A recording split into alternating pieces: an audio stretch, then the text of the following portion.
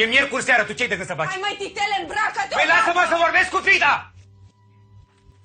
Tati, Așa. vreau să te rog să mă Spune lași... mai repede, așa, unde stă las? Să mă lași și seara asta undeva. Unde? Să mă lași acasă să termin de citit Dragoste în vremea holerei, te rog. Măi, fetițo, măi, e miercuri seara, mă! S-a deschis playerul de vară, e deschis boa în seara asta, măi! Nu vreau să merg la club, doamne. Măi, fetițo, măi! Chiar dacă ai 18 ani, cât e... Măi, nu-mi întoarce... Măi, nu-mi întoarce mie spatele că sunt tatăl tău!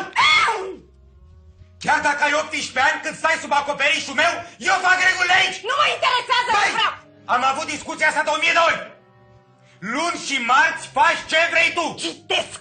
Dacă atât te duce pe tine capul și asta e educația pe care ți-am dat-o, poftim, luni și marți citești! Dar de miercuri îți face tătuțul tău programul! Joi te duci în Gaia, vineri te duci în centru vechi, sâmbătă te duci în Fratelii! Nu vreau, nu vreau! Gura! Dă-i 300 de euro! Nu!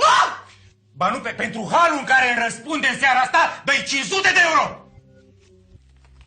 Ia, mămică. Nu-i vreau. Ridică banii de jos. Nu! Ia banii de jos!